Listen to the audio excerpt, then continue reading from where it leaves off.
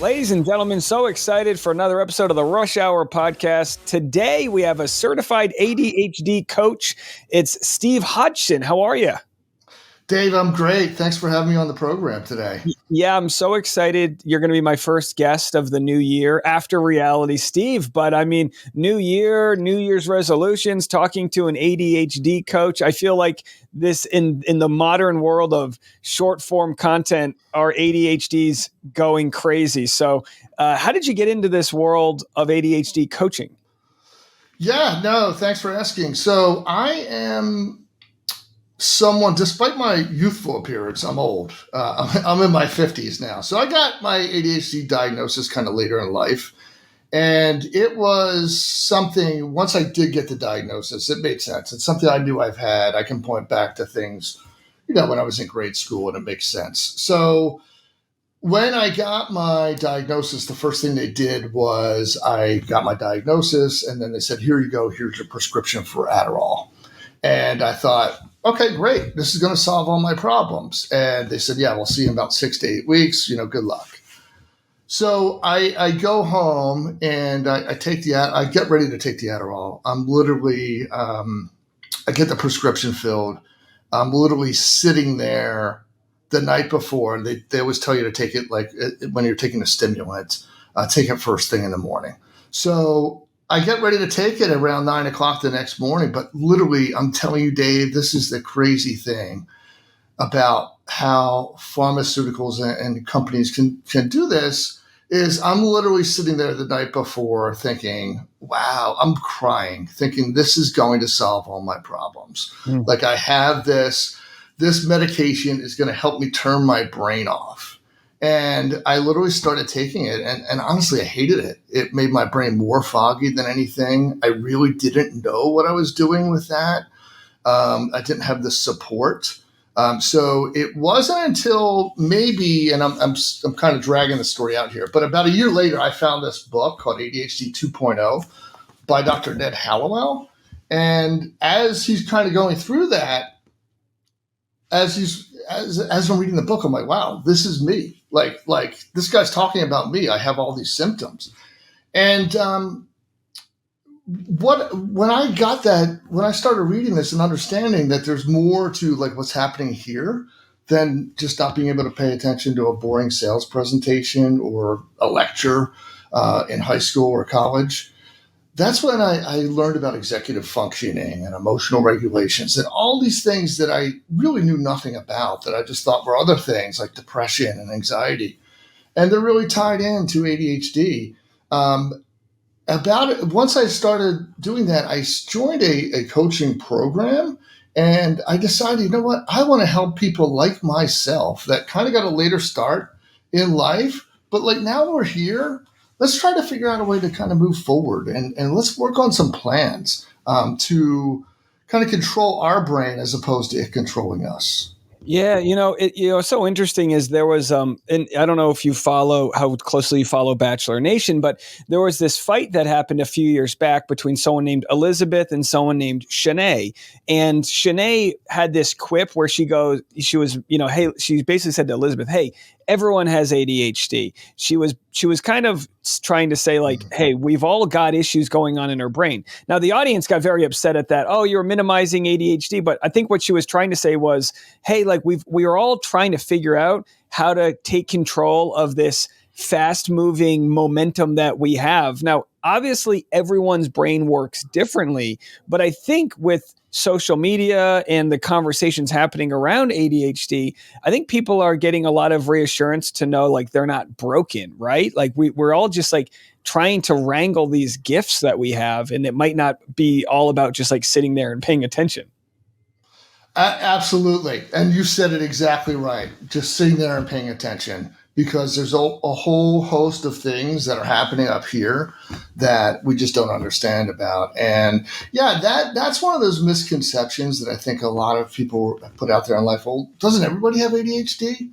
And no, yes, I'm sure everybody can, especially in today's day and age where we have cell phones and iPads and Apple Watches and all this other stuff, it's easily to get distracted. However, no, there's only I think at this point it's about 5% of the population has an official diagnosis. I'm sure there's more there, give or take. But yeah, not everyone does have ADHD, because if you did have, what I have, and I believe I've heard you speak about it too on your podcast. I don't know if yourself or your wife Tasha has ADHD, but if you do have it, you realize that you struggle in so many areas. Sorry, my background just fell down behind. I love it. That's a perfect, by the way, just like the way that my brain feels sometimes is like the things falling off the walls, which is perfect for this conversation. I don't even know if Tasha is diagnosed or not. And that's the problem. I feel like it's going to sound so ironic, but people with ADHD trying to get diagnosed is such an issue. Dave, yeah. Who's got Absolutely. the time? Yeah. Absolutely, and that's one of the things that I struggled with. So I remember it was the pandemic. So I got my official diagnosis about 4 years ago. So I made the appointment with and I there's a lot of hot issues kind of going on with healthcare, and that's part of it. The provider that I was working with, I don't want to mention them by name, but and it's not United Health, but they were. It took a while. It took me several months. I had the appointment and it was several months till it was going to be. And it was in the middle of the pandemic. And I think that's one of the big things that I learned from not just this book, but also I probably spent about 1,000 hours studying ADHD and, attending I did 2 coach training programs around it. That's where you learn a little bit more and you understand the awareness that we have out there. And once you find the right psychiatrist who you can partner with and come up with a plan around medication, that makes it huge. And that was a big that was a game changer for me. But yeah, same thing. It took forever to get the appointment. And then once I did have it, it was because they're so overworked and kind of burdened, they didn't have the time to really, talk me through about other strategies. So you talk about like executive functions, and I think now new year, everyone likes to have these big goals. For me personally, you give me a strong cup of coffee or a good energy drink, my brain, I envision all of these things I want to accomplish, but then it's so hard to sort of deal with the needing instant gratification, that dopamine rush, and trying to make sure that I'm doing everything I need to do. And I just seem to get lost. So have you learned any tricks or any guidance for people with ADHD to sort of try to accomplish those goals in a way that works for them and their brain? Yeah. And you kind of really hit it on the head. You hit something that's very close to home for me. A lot of times, folks like us with ADHD, we just take care of what's in front of us. We're like problem solvers. We're like, okay, there's a problem. I got to take care of it, and not necessarily think intentionally. So there's different strategies, and one that I employ with a lot of my clients and having had conversations is what's called the STEER mapping method. It's a cognitive behavioral treatment therapy around that. And what the STEER part of it is let's look at a situation that we're dealing with. What's the immediate thought that comes up? What emotions are you feeling? Like, how is it making you feel? What actions do you take to kind of get you to the result that you're in? And I'll give you an example of myself here in a second. And then once you have that, like, okay, this is what I normally do, and this is what got me here. Okay, what's the result we want to get to, and kind of work our way backwards. And that's helps us think more intentionally. And that's a really good way to kind of sort of a trick around that. So with my case, I'll give you a situation is I like to, and you asked me if I'm a fan of Bachelor Nation, and if I follow it, and I do. I'm in full transparency, I am a big time listener to the Rush Hour podcast, and I'm really excited that you're going to YouTube in the new year too. So just a quick aside there. But so I like to get my morning exercise in, and I do listen to the Rush Hour podcast. You're there. I get up usually super early, like 4 a.m., and you're there the night before. So thank you for that. But yeah, so one morning I go out, it's a Friday, and I noticed I had a flat tire on my bike. So situation is, got a flat tire on my bike. The thought is, okay, I have to go fix this. And I'm thinking, okay, the emotion that came up for me was frustration. One, because I couldn't do my workout like normally that day in the morning. So that throws off my routine. But then I'm going to have to drive over to REI, later in the day on a Friday afternoon. I live in the Bay Area. I know you lived in California at one point, Dave, in Southern California. If you drive 15 minutes, sometimes it could take 40, and especially on a Friday afternoon. So frustration was the emotion that came up for me. And so that was my emotion. It drove, what actions did I take? So I get to the REI. There's a big line at the counter. Someone's, a lot of people are buying like camping gear. It's a Friday afternoon at this point. And so I go in. What do? I pick up one bike tube and I go to check out. What could I have done? This is where I talk with my clients. I'm like, okay, here's the actions that you took. What could you have done differently? In my case, in my bike example, I could have looked at my bike to see if there was something else wrong with it. Again, I just take care of the problem. I take care of what's in front of me. But so what did I do? I bought one tube. I could have bought two bike tubes. I could have looked at the bike to see if there was something else wrong with it, whatever. So the result was I got home. I start pumping up my bike, and because I didn't inspect it, there was a hole in between the tire and the rim. So when the plastic would fill up and it go pop. So now if I would have bought that second tube, I could have maybe, fixed it again, figured out a way. But now I got to go back to the REI. So I'm frustrated beyond that because I couldn't get my ride in that day. And I had to, go back on a Saturday then to the REI. So those are the things. It's like, okay, let's figure out the result I want to get to, and then pattern our actions around that to work our way backwards.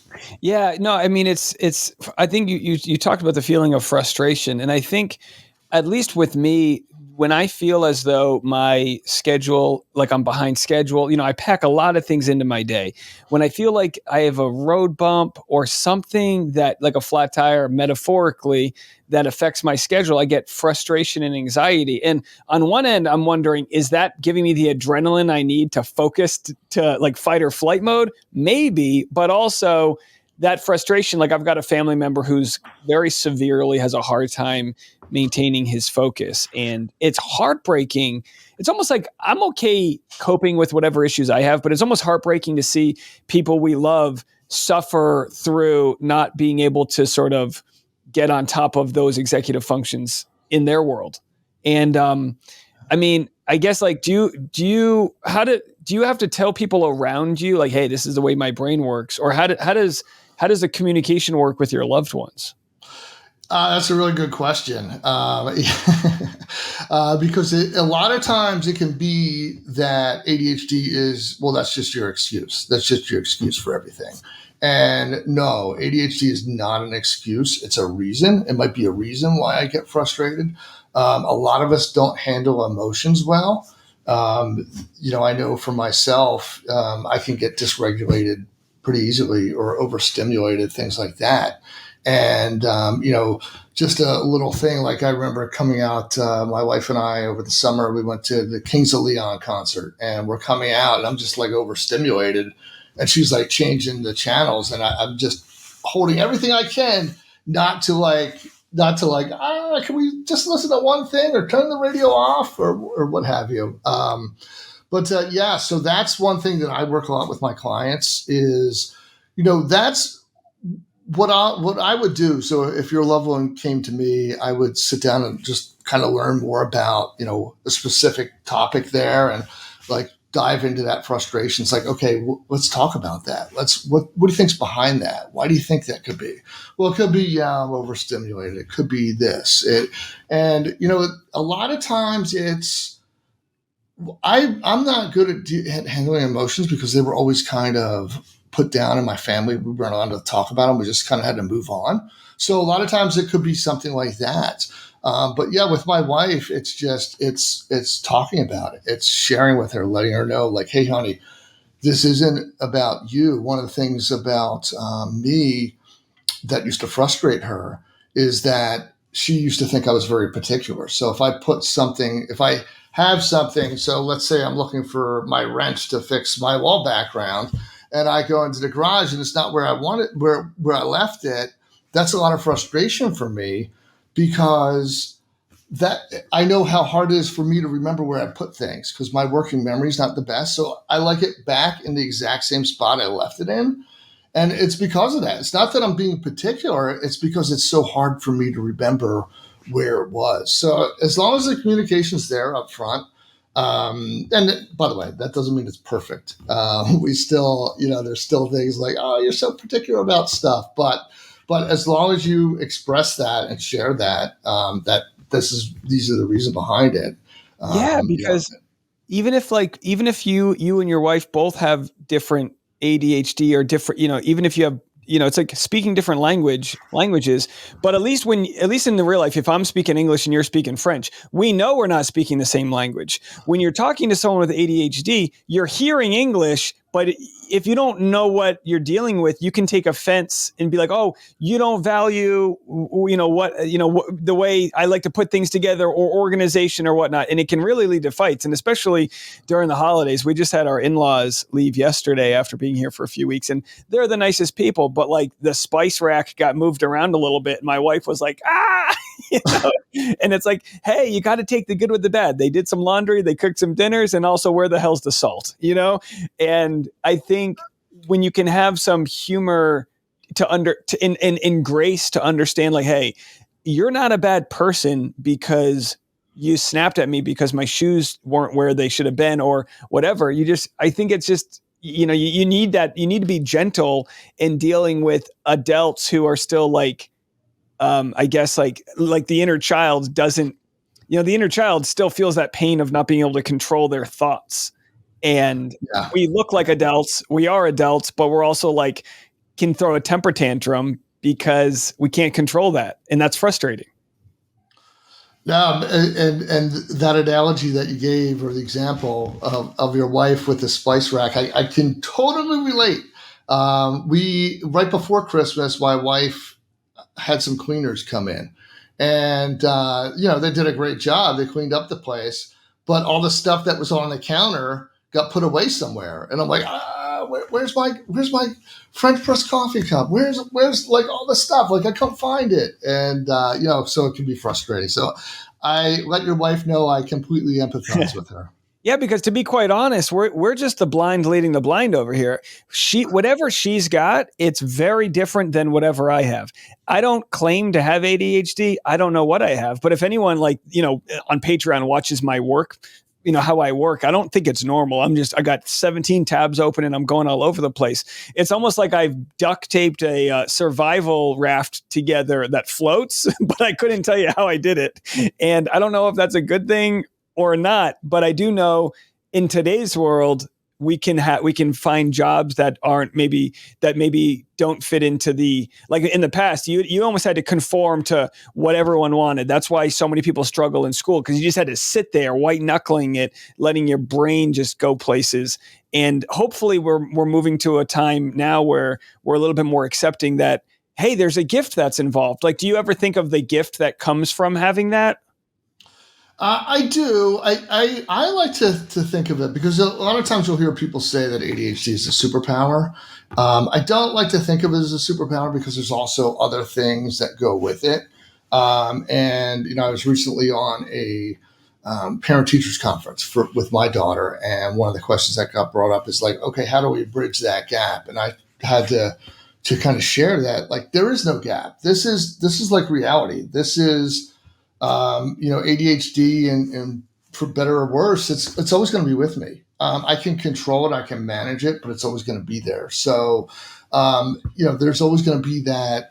I might do things differently than what the neurotypical, as we call it, do, and so that happens. And the other thing that's important is when you build a structure, like right now, what you just were describing about the Patreon, like you have a structure, and I've heard you talk about it. You'll record at nighttime, and then you'll record in sometime in like mid afternoon. Like, so you found a structure that works for you, and so many of us, it's structures like the last thing we want, but it's the thing we need the most. Is like when we have that right structure. And that's one of the things that like working with a coach, like someone like myself, can help, and will help you like, okay, let's look at that. Like what do you want to do? What do you want to kind of get through in life? And working through a structure can kind of help you get there. Yeah, you're so right, because I've been so, we have all the technology in the world to do the heavy lifting for us. We have Google calendars, alerts, all of this. And I struggle to even get my Google Calendar going, even though I know full well I can't possibly remember. Like with comedians, how it works is because almost 90% of the shows you book are from other comedians, right? And you'll do a set, someone will like it, and they'll say, "Hey, Dave, are you free on the 27th of February?"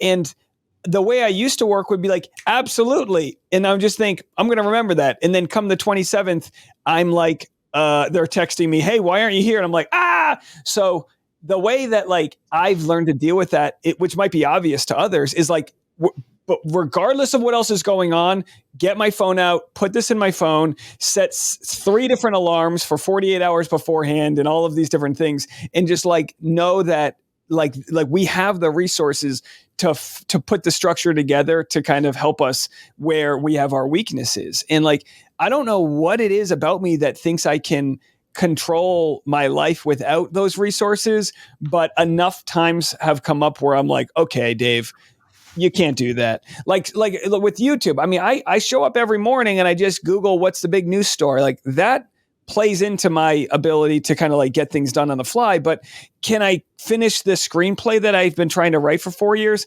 Not even a chance. Like it's almost like if I don't have that short-term reward of like, let's get this done by the end of the day, I can't do it. It's the reason why my wife has filed an extension on her taxes every single year that I've known her. If she could file an extension on her extension, she would. And no matter how many extensions she files, it happens the night before.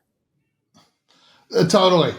And I can completely relate with that. That's like that procrastination. You just mentioned like 5 symptoms there. One is what's called time blindness.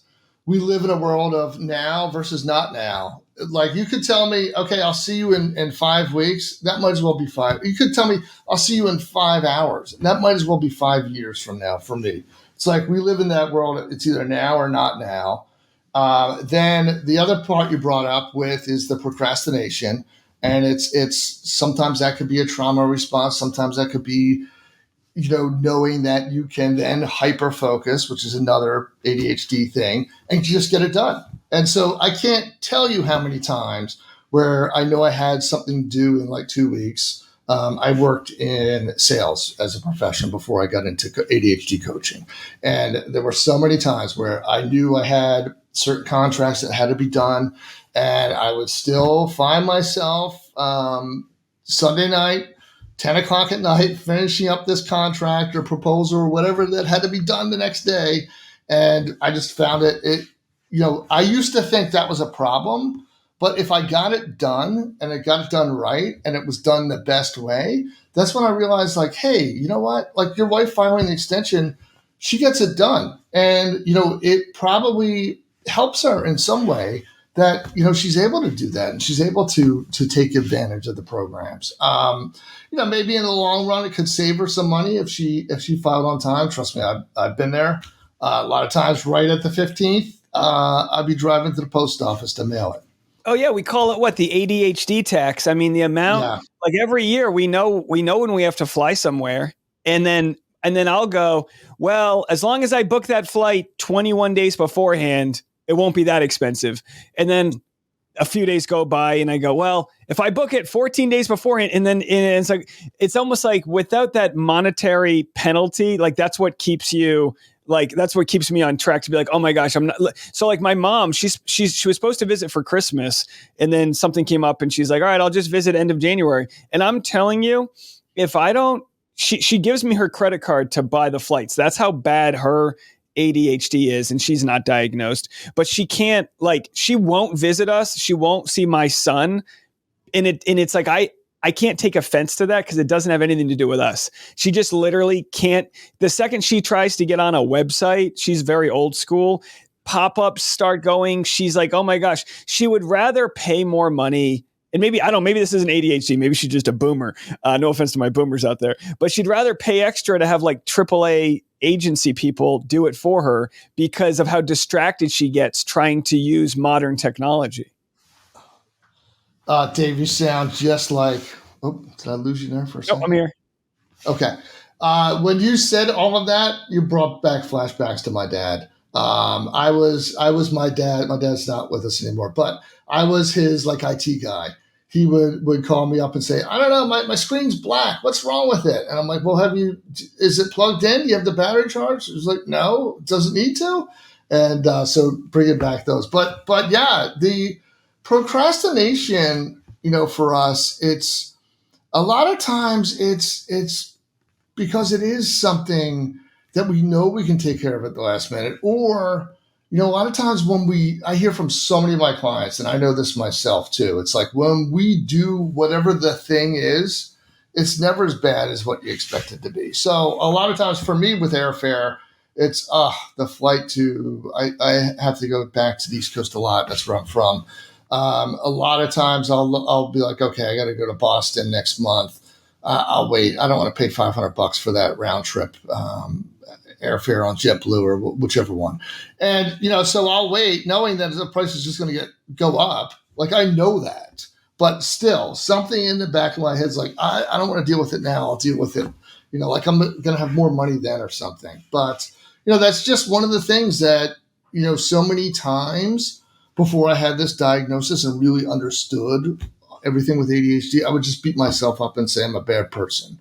Or I'd hear my dad's voice telling me, I could always save money. I don't understand why you can't save money like I do. And, I don't understand it. And that's what it was. That's what it comes from. And that's what's so like, I don't know as a new parent how I'm going to react, but I'm so aware of like, you can't muscle your kid to think the way you do. You can't muscle your spouse to think. You can't shake them and go, why can't you just do your day? You can't. So I almost think while it'd be great to solve the thing inside of us that makes us all think and process differently, what's really important seems to be just having grace to know that it's, and by all means, I've got a friend who would show up late to everything and I take it so personally. But the idea of time blindness, it's like, obviously you got to set boundaries and don't let people walk all over you. But like with my wife, I know she's got time blindness. If she's putting makeup on, she doesn't know if she's 50 minutes early or an hour late. I got to be there being like, honey, you got 7 minutes. Uber's coming. I got to kind of help her out with that. But like, what do you talk to your clients about with regard to just like having that grace to say like, hey, don't take offense. I love it. I love it because it's one of the first things when a client comes to a session and starts telling me about a story, I always pause them and I'll say, hey, listen, first thing I want you to do is have some grace and self-compassion. I tell people to give themselves 8 hugs a day, so you can pass that on to Tasha. But have some grace and self-compassion because chances are, if you're walking down the street and you saw a person that had a broken arm and had a cast or they were on crutches, you're probably going to hold the door open for that person, right? You're going to be like, hey, I'll help you out or hold whatever and help carry them something. But because we can't see this, we don't give ourselves grace. We just think, okay, well, I'll remember that the next time. So that's one of the first things I always remind people, just, hey, you know what? You're not a bad person because of this, because of the time blindness. It's just, again, if you were born with a broken arm, people would just accept it because they can see it. But because we can't, we don't give ourselves that grace. So that's what I try to remind people. Yeah. And I think, what's actually interesting is this past year, since we moved to Tennessee, I've started taking care of all the finances. Tasha doesn't work anymore. She's home with the baby. And we had a nice conversation actually yesterday where she had to explain how she got anxiety because she doesn't know how much money we spent that month because I'm the one taking care of it. Now in my brain, I'm doing her a favor. I'm saying I'm taking care of all the finances so you don't have to worry about anything. But now her worry is being left out of the loop. And just by explaining that she stresses about things that she doesn't have control over has helped me say, all right, well, I can tell you, like, we'll open the books. I can show it all to you. I was just trying to do a good thing. And I think, it's just no matter how many examples you have of like And like relationships are just like a long chess match, and every move you make will affect somebody else. And with the ADHD, you just don't know how that's gonna surface necessarily. So I take a little bit of a beating when the in-laws are in town because of my wife's frustration. And I always have to remind her, "Hey, honey, I'm not your parents. You get a little tense around me when your parents are in town." Like at what point, like do you try to how can somebody try to overcome those reactive feelings, or do you just say, hey, you're like you said before, you're always going to have your ADHD? Is it something where Yeah. you try to overcome it, or you just acknowledge it and let it go? I think the that's a really great question. I think the more you acknowledge it and just let it go and understand, it gets easier. It gets easier. So I used to, with procrastination, that was probably my biggest symptom. And not to segue too much, but let's say I was working through something in my personal life, and with me, it was a law related situation, and it was like, okay, if I would have just, I think in my mind, like, okay, I got the right, I interviewed lawyers and I hired the right person. And, but if I had waited, if I'd just done it 2 weeks earlier, in our minds, it always works out. Like if I just done it 2 weeks earlier, everything would have been fine. But I come to the realization that, you know what? No, maybe this is just the way it's supposed to be. It happened the way it's supposed to be. And, it's, kind of validate myself and just be like, hey, this is the way it happened. I can beat myself up over what I could have done and all those. But yeah, just the realization coming around to that. It took me a while to get there. My wife, when she watches this back, will be like, "You're still not there." We're all stubborn. We all have that gene. But I learned that the more things I do to kind of help me manage my ADHD, it just makes my life easier for that. Yeah, I relate to that whole sort of hindsight is 2020, and I mean something can go wrong every single day, and you can always look back to what you could have done to have that not go wrong. I remember when Tasha and I were on a cross country trip from Los Angeles to Cincinnati. It was the month before the pandemic started, and we got a flat tire like 1 hour into the drive, but it was like right into the desert where there's nothing around. And the reason we got a flat tire was because I wasn't looking at the directions right. And so I missed the exit. So I tried to make a U-turn, but the U-turn was in like a dirt median and I ripped the tire. And it was like, it literally could have been the scenario that ended a relationship because it was the start of a giant road trip. We're stressed out of our minds, all these feelings. And luckily she was very much like helped me get through it. And then afterwards was like, we probably shouldn't take a left-hand turn on a highway at that speed. But it was like, we had to, it was one of those, like, it could have been really bad. And we didn't place the blame. But I do feel like a lot of times when it does come to procrastination, you're living in this like butterfly effect world where if you didn't do X, Y, and Z, none of this would have happened. But like you said, it's just the way I always just go, hey, it's the way it is. Like, yeah, I missed a turn, like what can you do? And you know what? Who knows? Let's say you would have gotten off there, and maybe there was something. Maybe it could have been worse. Is the way. That's what I try to now put myself in. That's what my mom would always say is like, it was a guardian angel, like preventing you from, it's like, all right, sure. Yeah. For me, it's like, man, when I'm driving, my brain, I was driving home from a gig and the music was playing. I missed my exit by multiple exits. I was like in a farm and I was like, how did I get here? I felt like I got abducted. And it was like, well, my brain got abducted and I was just flowing through and it was beautiful. But like, if my wife was in the car, she'd be like, what are you doing? You missed the thing. It's like, I sure did miss the exit. I guess I needed 15 more minutes on the dirt road. So yeah, I have a question for you there though, Dave. Sure. Because I have a Tesla and I've heard you talk about your Tesla. You have the navigation. It should tell you where you got to go. I know. And that's it. My wife will tell me, she'll say it, and I'll be like, you don't even know. My brain is in the middle of a rodeo. And I'll have like my afternoon's energy drink, and it's like, that's my time to shine. That's my like workout. Actually what's interesting is as far as whatever way my brain ticks, this works out for Tasha because she's an introvert, and like I kind of I cast a little bit of a wake, and for me to burn my energy off having conversations and doing all of this is kind of like I really have created a workout space for my hyperactivity, so that when this is said and done, I can just go in the other room and kind of be quiet and just like unwind. So I think like just this conversation will be relatable to people, because it's not about solving all of life's problems. It's just saying, hey, I'm not a bad guy if I miss the exit. I don't love you any less if I didn't notice that my shoes were strewn about, as one might call them. And it's like, we need to just choose not to take offense to these things that kind of govern our brains differently. No, totally. And, a couple things, if you don't mind me just sharing real quick. We're going into the new year. We're starting off 2025. So a couple of things that I also have put together that kind of help me, again, people can take with this how they like. There's one little story I like to tell, and I call it the fire marshal story. Right before the pandemic, I was working for a company that was based in Oakland, California. And it was a software company. I was in the tech world for a long time. And, I was in sales. And so we're on the second floor of this building, and they kept hiring people to come in. This was back when people actually went to offices. They kept hiring people, and they kept building up these desks. And all of a sudden you had this long row of desks right next to each other. And you used to be able to get up from your desk and kind of go this way to get to the restroom. You had to go all the way down, and there was like maybe 10 desks. Well, one day the fire marshal came in and said, hey, no, this is no good.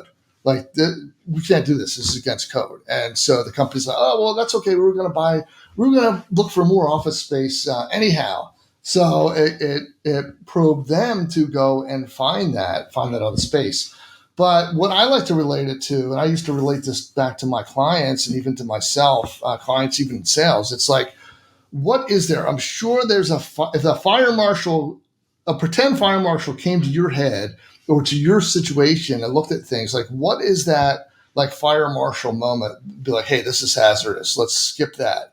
So let's think about that. That's one of the things I've been working with my clients. Think about that. What's the thing that you want to change to kind of be different in the new year? And what's the thing that, if a fire marshal was there, would say, hey, let's change this. This is going to work. You know what my fire marshal's been telling me is that I'm trying to do too much in too small of a time, and that I feel better joy being done early than the panic of being done late. So one thing I've been trying to tell myself is just stretch. And again, we've had a baby, so we're trying to, maximize time, but just stretch out the amount of time it takes to do something, so that if one little thing goes wrong, I'm not in a sheer panic mode. And it's certainly something I have to work on, but a lot of my issues and frustrations with myself are when I can't focus because I'm panicked that I'm not going to be able to do it all in time. And we talked before we went on air about the small world that is San Francisco Bay Area. You followed my channel. Remind us, you found my channel through Reality Steev, but then you also started following the Clayton Echard, Laura Owen stuff. How did this all come about? Yeah, so I've been listening to Steev for years. I love his I'm a big fan of The Bachelor. I love the program. I could tell you, I actually found a big sale because I listened to, not to give them a plug, but I will, the Ben and Ashley I podcast, one of their advertisers. And I reached out to this company. They happen to be in my territory. And I'm like, hey, I heard you on this podcast. You listen to that? And so I'm a big fan of The Bachelor. I'm just like you. I'm like your guy, Bruce the Moose. I'm all in. So I've been following Steev for years. I listen to his Sports Daily. And I actually had kind of checked out after, I think it was right after Katie Thurston's season, right into Michelle. I had started to check out of The Bachelor. I was kind of out. So I didn't really know too much about Clayton Echard at the time. But then when the paternity scandal kind of hit, and I started listening to Steev talk about it, your name came up, and he mentioned some sort of story about you, and he was going to have you on that week. So when I got into it, the Clayton Echard stuff, it was right when the video came out when he said, "Hey, it's a Friday. Who needs some good news?" And he's dancing. So I like to. I don't know if you've ever dealt with this with your wife, but so I wasn't I wasn't necessarily late to the party, but I also wasn't what I like to call the setup crew. Like you get invited to a party that starts at 7. You get there at 7:05 and you're walking in and people are like, "Hey, Steve, great to see you. Hey, can you go there's 3 30-pound bags of ice in my car. Can you bring Yeah. them in?" It's like, that's the setup crew. So I wasn't there. I was there. I got there a little bit, right on time, maybe a couple minutes fashionably late. Clayton's dancing. And, everyone's kind of waiting for that hot appetizer to come out. And for me, it was Chase J. Jones. Like, when you started reporting on that story, and I'm like, wow, this is so outrageous that I can't believe that it could be her, but it is outrageous enough that it has to be her, is what's kind of going through my mind. And, you were proven right about that. But yeah, the Chase J. Jones stuff was like that hot appetizer for me, so to speak. So far, the Chase J. Jones is sort of the pivotal content in the live show that I'm writing, because while there are a lot of other crazy moments, it was just the most absolute, like, could you even believe this moment? But yeah, that's so funny. Gosh, it seems so long ago. So you find out you've got what degree of connection would you say to Laura Owens here? What are you talking, 3 degrees? Yeah. Oh, man. So a couple things, and we talked about it quickly off air before. One, I've been in a family law case, and I actually did file. I've been in a 2.5-year case with the family law, and mine's kind of coming to the end. I see that's hopefully going to wrap up in January, but Good. fingers crossed. Good. So I've actually filed a bar complaint. So I could have saved her some time and given her advice.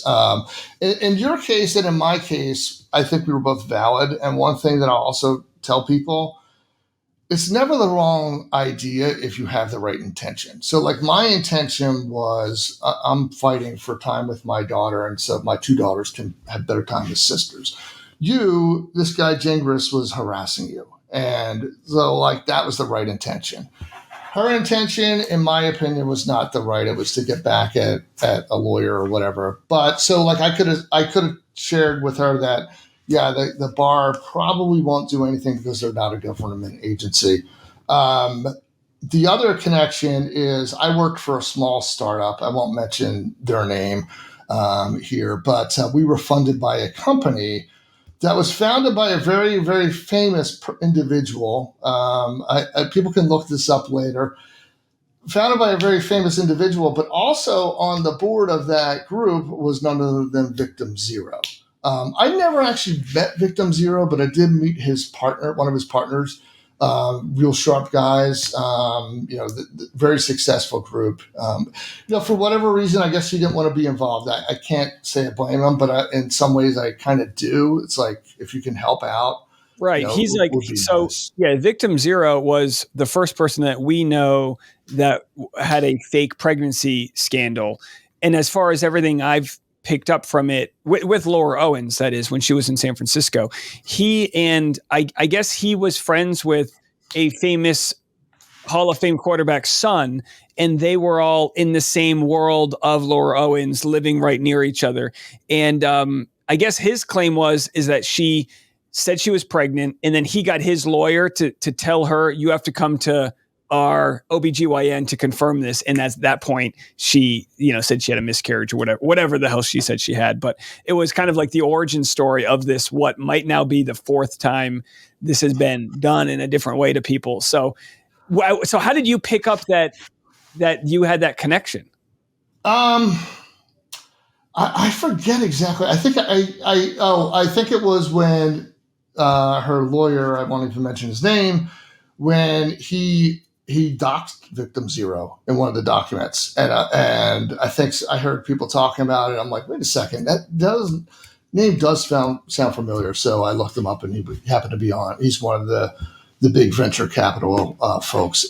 He's what's called an early stage investor. And that's who this famous quarterback, he's very famous for that too, in the Silicon Valley Bay Area. So my other connection, again, I live right now in the San Francisco area, but I'm outside of the city. I lived in the city. I was in an area called North Beach for a while. And then for 8 years, I also lived in Marin County, just north of San Francisco in a town called Sausalito. So spent a lot of time in San Francisco, in the Bay Area, in the city itself. In So in April, these are all in chronological things how they happen. I want to say it was like April or May when the Fiverr logo situation kind of got brought up. Well, right around that time, I think I might have been the same video you and Megan Fox were on. And by the way, Megan Fox is great. I love the chemistry you guys have together. Yeah. I don't know much about the What the Hales case, but it sounds like you might be dipping your toe in that. I'd love to hear you guys I'm the working on same that where I don't too. know too much. I'm trying to get a little educated. But yeah, so we did the Fiverr logo video, and then that gave us the curiosity and almost encouraged Mike Maricini, who's a Bay Area guy, to dive in and remember that he had a laptop. And that it was at that point we raised the money to get the laptop tested, which found the fake cancer emails. Yes, yes. And you guys did that telethon. And no, that was great. That was great. I mean, that just speaks to this audience. I'm a member of your Patreon. Oh, I thank you. donated to Mike's. I donated to your GoFundMe. I donated to Clayton's. Like I'm a member of this community. Oh, I'm thank you. there. I don't like to say I'm a cult member. I don't think there is a cult. I think that's wrong for just because someone disagrees with something. I don't think that makes them a cult member. But what So I'm what going to happened? share with you. Oh, go ahead. Sorry, No, I Dave. was going to say, were you driving when you heard the mention of these doctors?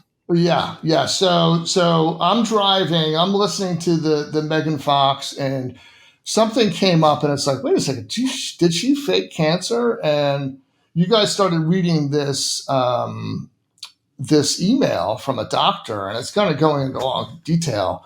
And you mentioned the name of a hospital. I won't bring them up, but that hospital is where my oldest daughter was born in San Francisco. And we also, in 2013, my now ex-wife and I, she was my girlfriend at the time, we went through a miscarriage. And both of the doctors that were mentioned, I won't mention them by name because they didn't do anything wrong in our case, and I don't believe they did either in the Mike Maricini case. But we went through a miscarriage at the time, and they were the doctors that helped us at the time. And so when I hear that name come up, I'm literally driving. I had to pull over. And I can't tell you what emotions kind of hit me. I think, first of all, I'm like, wait a second, is that the name I'm thinking of? So I literally type it into my phone, into my mail messages. And of course, because I do have ADHD, I keep every mail message like from the beginning of time.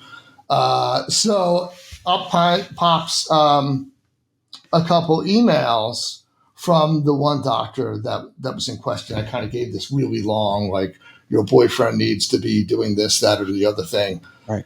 I knew right then, like, no. I'm like, I'm like talking to myself, like, I can forward these to you, and you guys can see, like, I can't because, I mean, I could, but I don't also want to violate, my now ex-wife's privacy. But like, I'm like, no, this is not how they wrote. Like, this is not, in fact, I didn't get an email from her directly. I got it from her office. Yeah, isn't it wild? I mean, it's so Yeah. offensive that she would lie about these things that it brings up. Everyone's got a personal story of tragedy or loss or frustration, and it just makes it so insulting that that so many people can feel so many negative feelings based on what was just her trying to manipulate a guy.